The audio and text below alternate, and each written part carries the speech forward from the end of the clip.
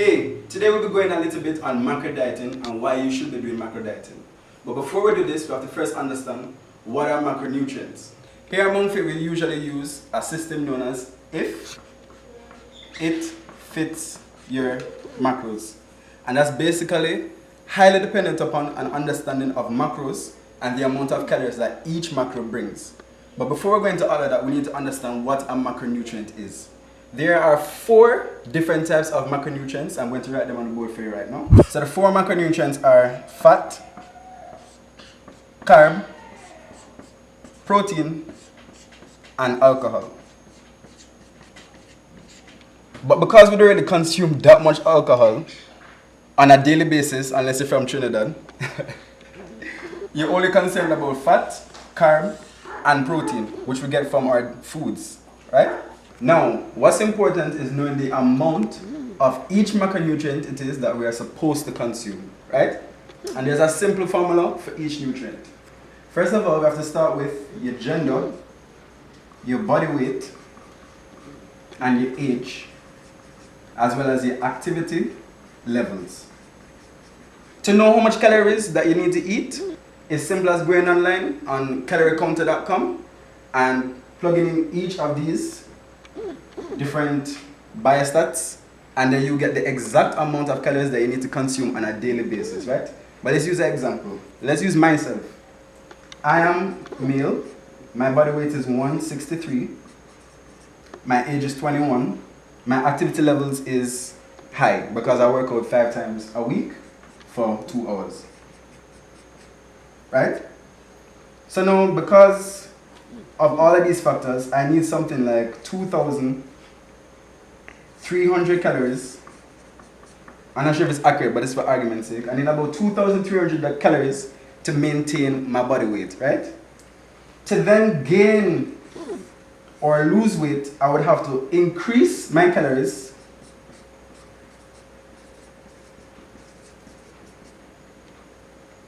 and to lose weight, I'd have to decrease my calories.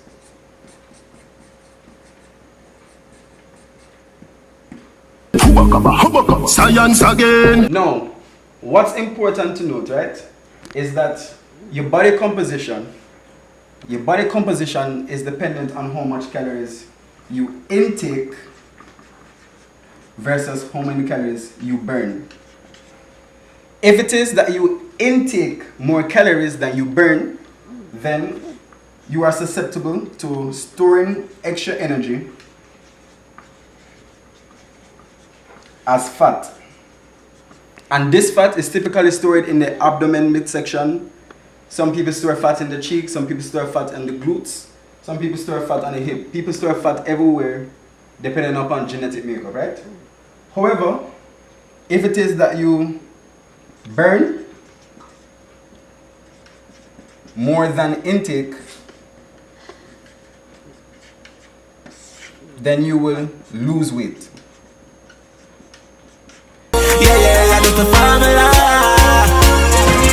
So it's simple.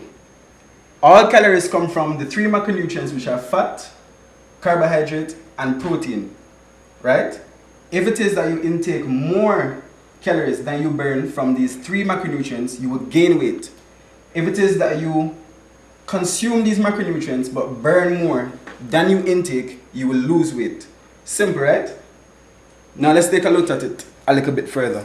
So we mentioned that each macronutrient brings calories, and all calories come from macronutrients, right? Fat has 9 calories per gram. Carbohydrates have 4 calories per gram, and protein has 4 calories per gram, right?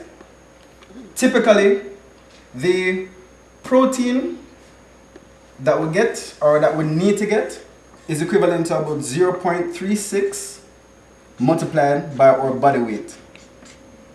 So I'm going to use myself as an example. I weigh 163 pounds times 0.36. So my protein intake should be 58 grams of protein per day.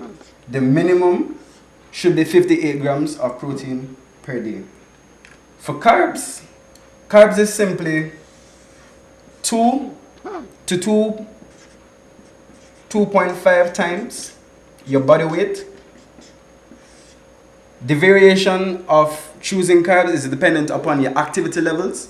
If it is that you do a lot of activity, like say you're a marathon runner or a track athlete, then your carbs will need to go up and your protein would not be that much of a concern, right?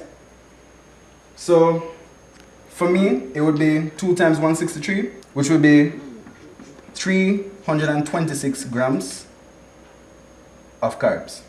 And lastly, fats.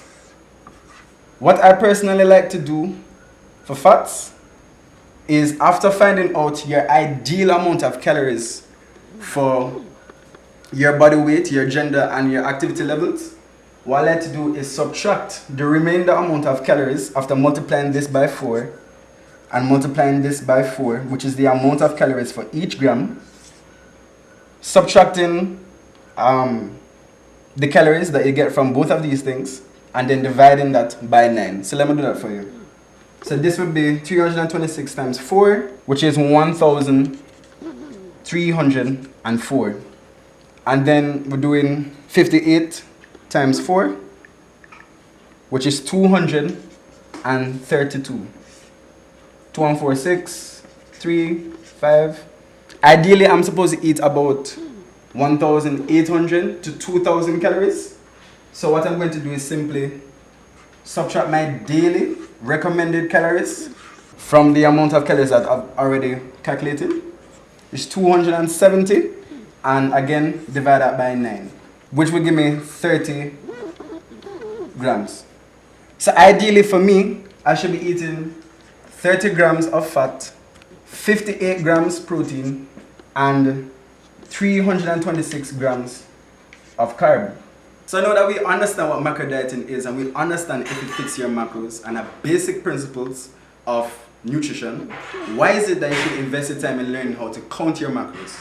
Well, it offers you some amount of flexibility. If it is that our fast food that we eat, which I don't recommend, our home cooked meals or candy does not exceed 1,800 calories, then there should be no reason whatsoever why you should gain weight, right? If it is that we could maintain a deficit through our activity levels, through what is it that we're eating, then we should be able to maintain a body weight or lose weight, right? Just remember that the protein that you need is 0.36 times your body weight. The carbs you need is 2 to 2.5 times your body weight. And your fats is the remainder of calories that you get by multiplying these by 4 divided by 9. Macro dieting is the way. If it fits your macros in the future, get started today and download the MyFitnessPal app and start tracking all your meals to track the macros that you need. Hey, I hope you enjoyed the video. Make sure to like the video and subscribe to this channel for more helpful content. Thanks for stopping by.